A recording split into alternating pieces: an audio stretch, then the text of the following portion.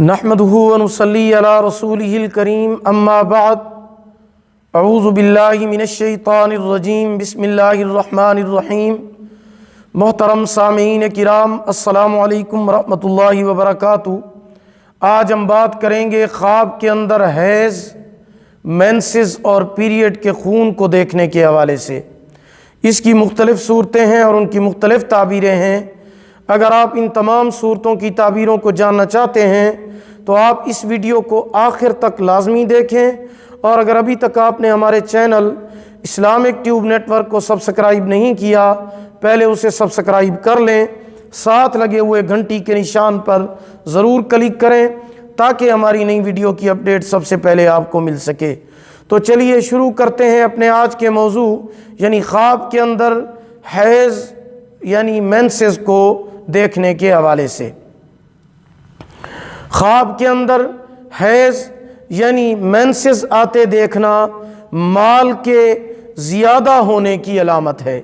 اگر مرد خواب کے اندر دیکھے کہ اس کو حیض آتا ہے تو غم اور دکھ میں مبتلا ہونے کی علامت ہے۔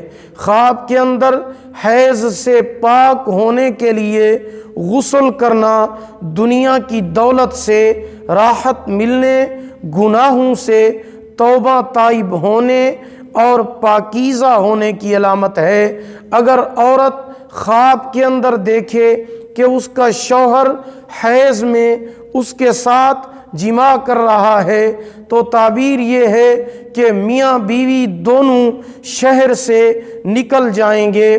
خواب کے اندر عورت کو حیض کی حالت میں دیکھنا، یعنی اگر کوئی اور شخص عورت کو حیض کی حالت میں خواب کے اندر دیکھتا ہے تو روزگار میں استقلال ہونے اور عورتوں کے ساتھ محبت کی علامت ہے۔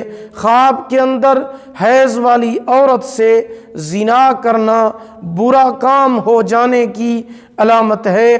بعض اہل تعبیر یہ بھی بیان کرتے ہیں کہ اگر عورت یہ دیکھے کہ اس کو حیض آیا ہوا ہے یعنی مینسز آیا ہوا ہے، پیریڈ کے خون کو وہ دیکھتی ہے تو دلیل ہے کہ خون کے اندازے پر، یعنی جتنا خون دیکھتی ہے اتنا مال حرام حاصل کرے گی۔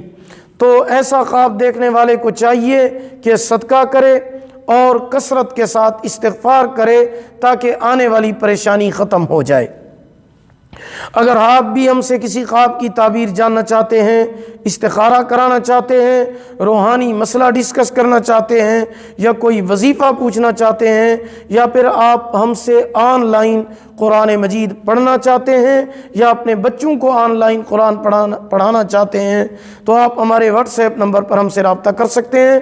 ہمارا واٹس ایپ نمبر آپ نوٹ فرما لیں، 03016959 یعنی 0301 69 59 340۔